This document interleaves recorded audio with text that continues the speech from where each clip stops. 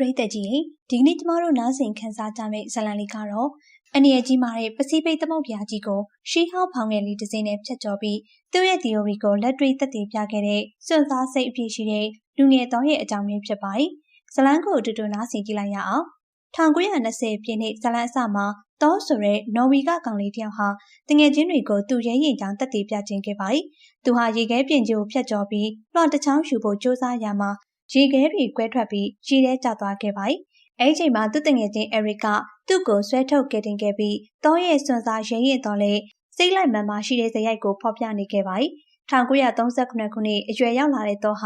သူ့ရဲ့လုပ်ဖော်ကိုင်ဖက်လစ်နဲ့အတူပစိဖိတ်ကျွန်းတစ်ကျွန်းဖြစ်တဲ့ဖာတူဟာဘာကိုရောက်လာပြီးဒေသခံလူမျိုးစုအကြောင်းလေ့လာခဲ့ရာ10နှစ်နီးပါးကြာမြင့်ခဲ့ပါတယ်။အဲဒီချိန်မှာပညာရှင်တွေကတီကီလူမျိုးစုဟာအာရှကနေလာတယ်လို့ယုံကြည်နေကြပေမဲ့တော့ကတော့တီကီတွေဟာတောင်အမေရိကတိုက်ပီရူးနိုင်ငံကနေလာတာလို့ယုံကြည်နေခဲ့ပါတယ်။တီကီခေါင်းဆောင်ရဲ့ဘိုးဘေးတွေဟာအရှိဘက်ကလာပြီးနေနက်ဖျားကခေါ်လာတယ်ဆိုတဲ့ဒဏ္ဍာရီကလည်းတောရဲ့ theory ကိုထောက်ခံနေခဲ့ပါတယ်။ဒီခီးရှည်ကြီးဟာဘောစာတစ်သားနဲ့လှုပ်ထားတဲ့ဖောင်ရိုးရိုးလေးတွေနဲ့သာလာခဲ့ရတာဖြစ်နိုင်တယ်လို့တောကယူဆခဲ့ပါတယ်။တောနဲ့လစ်ဟာသူတို့ရဲ့သုတေသနပြီးဆုံးချိန်မှာအင်ကိုပြန်လာခဲ့ပြီးတောဟာနယူးယောက်ကိုသွားကသူ့ရဲ့ theory ကိုစာအုပ်ထုတ်ဝေသူစီတင်ပြခဲ့ပါတယ်။ဒါပေမဲ့သူ့ရဲ့အယူဆတွေကိုလူမျိုးစုဆိုင်ရာကျွမ်းကျင်သူတွေ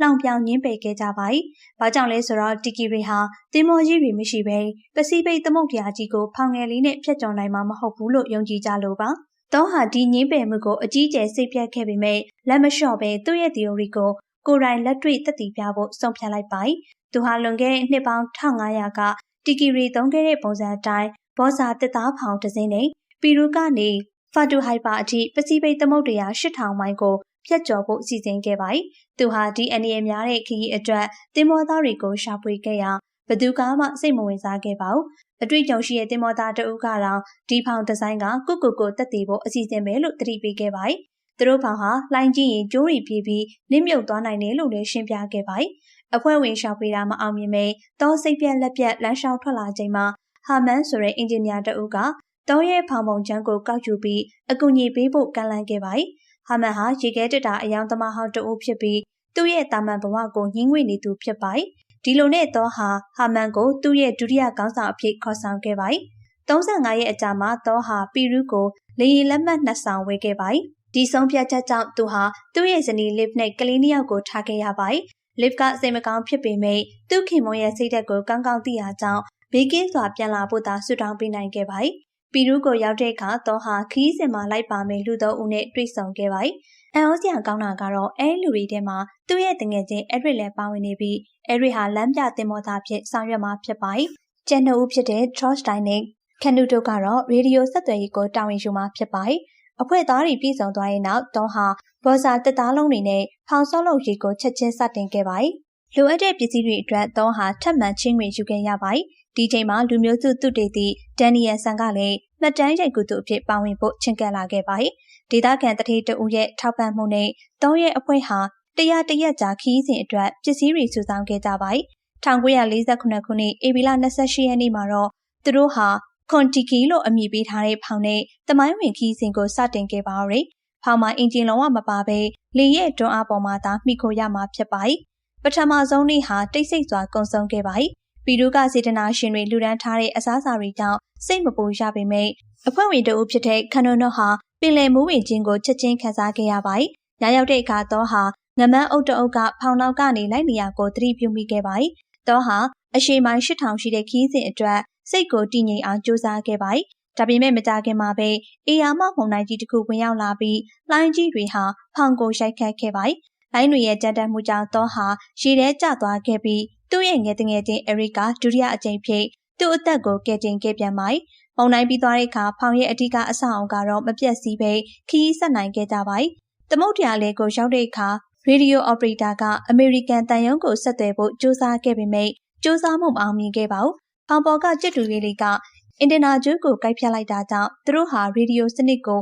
အပိုပစ္စည်းတွေနဲ့ပြန်လည်တည်ဆောက်ခဲ့ရပါတယ်။ရဲတပ်ပတ်တွေကြာလာတဲ့အမျှတော့ဟာလမ်းကြောင်းလွဲမှာကိုစိုးရိမ်လာခဲ့ပါတယ်။နေ့လည်ခင်းတစ်ချိန်မှာပင်လယ်ပြင်ငြိမ်သက်နေအောင်အေယာမဝေလာငမန်းတစ်ကောင်ကဖောင်ကိုဝိုင်းပတ်နေရကိုတွေ့လိုက်ရပါတယ်။ကြံအဖွဲ့သားတွေအံ့အားသင့်နေတော့ဟာမန်ကတော့ထိတ်လန့်တုန်လှုပ်ပြီးတားမြစ်နေရကြကငမန်းကို လှန်နဲ့ထိုးဖို့ပြင်ဆင်ခဲ့ပါတယ်။ကံကောင်းစွာနဲ့လန်ကျိုးပြတ်သွားပြီးဝီလငမန်းလွတ်မြောက်သွားခဲ့ပါတယ်။ဒီလောက်ရကြောင့်ခနုတ်ဒေါသထွက်ပြီးတောရဲ့အမိတ်ကိုမလိုက်နာတဲ့ဟာမန်ကိုအပြစ်တင်ခဲ့ပါတယ်။တောကဟာမန်ဟာရေခဲတက်တာအယောင်သမားသားဖြစ်ပြီးအတွေ့အကြုံမရှိသူဖြစ်ကြောင်းသတိပေးကသူတို့ကိုတီးခံဖို့တောင်းဆိုခဲ့ပါတယ်။အဲဒီညမှာဟာမန်ဟာဖောင်ကိုရှီနှောင်ထားတဲ့ကြိုးတချို့ပြက်နေရကိုသတိပြုမိခဲ့ပြီးသူ့ရဲ့စိုးရိမ်စိတ်တွေတိုးပွားလာခဲ့ပါတယ်။ရဲတပ်တပတ်အတော်ကြာပြီးနောက်ဆွီဒင်အဖွဲ့သားတအုပ်ကဖောင်အောက်ခြေကိုရေငုံစစ်ဆေးတဲ့အခါဘော်စာသစ်သားတွေဟာရေကိုတင်ထားတဲ့အထက်ပိုဆုပ်ယူနေပြီဖြစ်ကြောင်းတွေ့ရှိခဲ့ပါတယ်။ဟာမန်ဟာဖောင်နှီးမြုပ်သွားနိုင်တာကိုစိုးရိမ်လာခဲ့ပြီးသူတို့ဟာလမ်းကြောင်းလွဲနေပြီလို့လည်းထောက်ပြခဲ့ပါတယ်။ဟာမန်ရဲ့မယက်မနာပြောဆိုနေမှုနဲ့အလုံးမလုံးနိုင်မှုကြောင့်တောဟာစိတ်မရှိဖြစ်လာခဲ့ပါတယ်။1948ခုနှစ်မေလ19ရက်နေ့မှာတော့ဒုတ်စတိုင်နဲ့အဲရစ်တို့ပြန်လည်တည်ဆောက်ထားတဲ့ရေဒီယိုစနစ်ဟာအသက်ဝင်လာခဲ့ပါတယ်။တောဟာအမေရိကန်တန်ယုံကိုသူတို့ရဲ့ခီးစဉ်အခြေအနေကိုသတင်းပို့နိုင်ခဲ့ပါတယ်။ရေဒီယိုအလုပ်လုပ်နေချိန်မှာတောဟာအဖွဲ့သားတွေကိုမှတ်တမ်းတင်ဖို့ကြိုးစားခဲ့ပေမဲ့အေယာမငမန်းပြူကြီးတကောင်ဖောင်အနီးပေါ်လာတာကြောင့်ကြံသူတွေက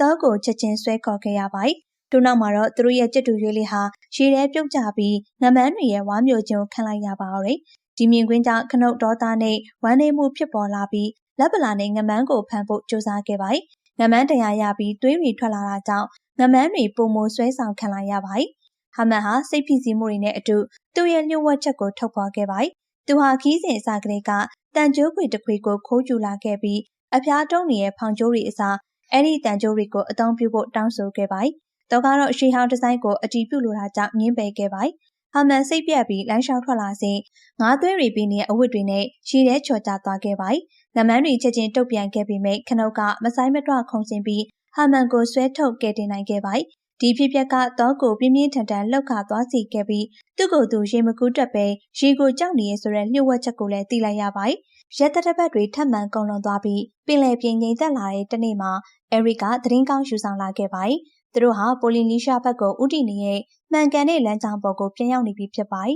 ။သူတို့ရဲ့ကြက်တူရွေးလေးကိုဆုံးရှုံးခဲ့ပေမဲ့ပီရူကခဏဦးကလေးရပါလာခဲ့တဲ့ကနန်းလေးကတော့ဖောင်မာတွေ့ကပ်နေစေဖြစ်ပါတယ်။သူတို့ဟာရေဒီယိုကနေတဆင့်သူတို့ရဲ့စူးစမ်းရှာဖွေမှုအောင်မြင်တော့မှာကိုကဘာကိုဆက်လက်အသိပေးခဲ့ပါတယ်။နှစ်ပေါင်း1500ကတောင်အမေရိကယဉ်ကျေးမှုဟာမိုင်9000ကျော်ကိုဘော်စာဖောင်နဲ့ရွက်လွှင့်နိုင်တဲ့ရေကြောင်းနဲ့လမ်းညွှန်မှုကျွမ်းကျင်မှုတွေပိုင်ဆိုင်ထားတယ်ဆိုတာသက်သေပြခဲ့ပါတယ်။1948ခုနှစ်ဩဂုတ်လ9ရက်နေ့မှာထိုးစတိုင်ကပင်လယ်စီရောတကောင်ဖောင်ပေါ်ပတ်ဝဲနေရာကိုသတိထားမိခဲ့ပြီးကုန်းမြေနီးနေပြီဆိုတဲ့သတင်းကောင်းကိုပြောပြခဲ့ပါတယ်။ဒါပေမဲ့ကုန်းမြေကိုရောက်ဖို့ကလွယ်ကူမှာမဟုတ်ပါဘူး။ဖာတူဟာကျွန်းဟာတန်တာကြောက်တန်းချွန်ထက်တွေနဲ့ဝင်းရံထားတာကြောင့်ဖောင်ကတိုက်မိလုံးဝပျက်စီးသွားမှာဖြစ်ပါတယ်။အဲဒီချိန်မှာရေခဲတက်တာအယောင်သမားဟာမန်ဟာနောက်ဆုံးမှာသူ့ရဲ့အကြံဉာဏ်ကိုထုတ်ဖော်ခဲ့ပါတယ်။သူက73ကြိမ်မြောက်လှိုင်းကြီးကိုစောင့်ရမယ်လို့ရှင်းပြခဲ့ပါတယ်။သူတို့ဟာအလေးပင်ပစ္စည်းတွေကိုယာယီကြောက်ချဖို့ရေထဲပစ်ချပြီး73ကြိမ်မြောက်လှိုင်းလာတဲ့အခါကြောက်ချကျုံးတွေကိုဖျက်တောက်ပြီးဖောင်ကိုလှိုင်းနေတူတန်တာကြောက်တန်းပေါ်ကနေဘေးကင်းစွာကျော်လွှားသွားဖို့ကြိုးစားရမှာဖြစ်ပါတယ်